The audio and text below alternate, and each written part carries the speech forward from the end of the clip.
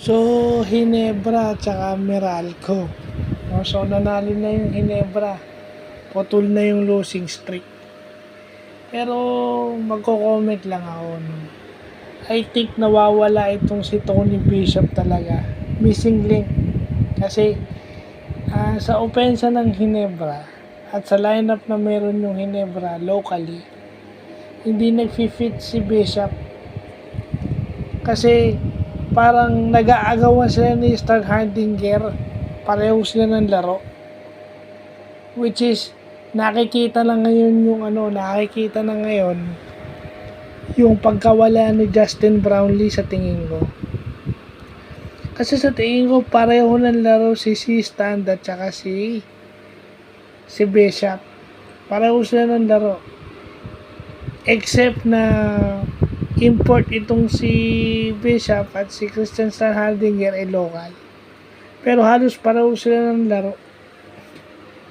At hindi ka mag-fit sa Hinebra kung pareho yung laro mo dun sa local. Hindi pwede yun. Swerte na lang at nakabalik itong si Scotty.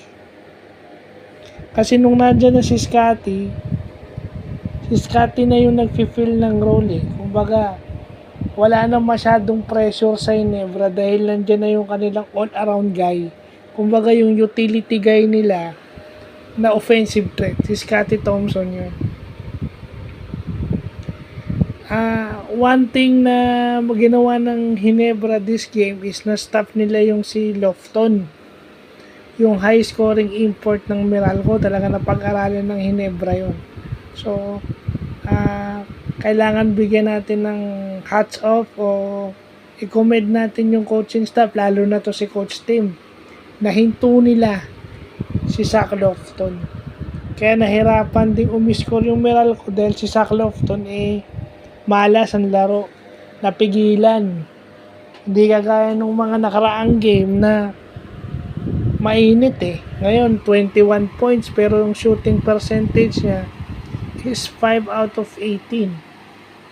So kahit naka 20 points siya, yung shooting percentage niya contained. So yun yung dahilan bakit nanalo yung Hinebra.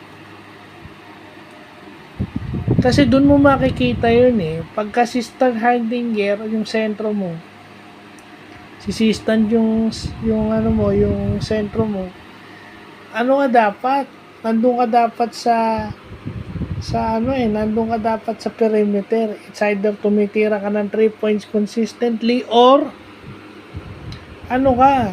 attacking the basket ka. Hindi mo aagawan si Stan, kaya si Stan yung ilalim And, pag sa triangle offense ka at meron kang dominant na passing center, agaya ni Christian Stan Hardinger, si Stan Hardinger marunong pumasa yan. Magaling pumasa yan. So, off the ball ka. You attack the rim, take the 3-point shot, and, cutting to the basket, whether backdoor plays, zip cuts, kagaya nung ginagawa ni Scotty. Yun yung ginagawa nung Brownlee. Kahit sa gilas, yun din ang ginagawa ni Brownlee pag si team ko ng coach. Same system.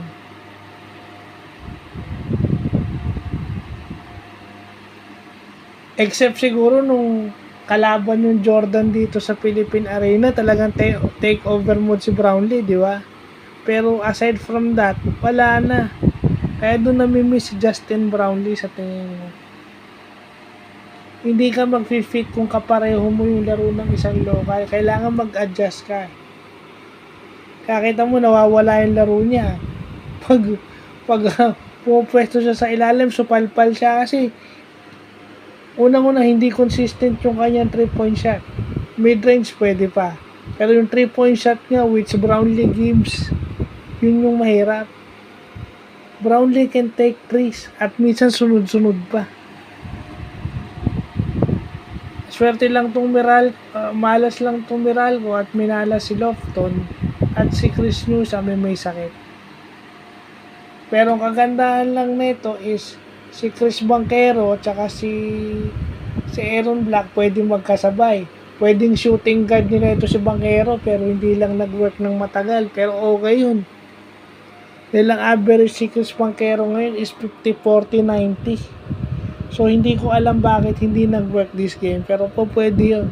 When Aaron Black is in the floor with Chris Banchero, si Chris Banchero magiging shooting guard at delikado yun para sa mga kalaban ng Meralco if ever mainit si Chris Banchero based on his averages na 50-40-90.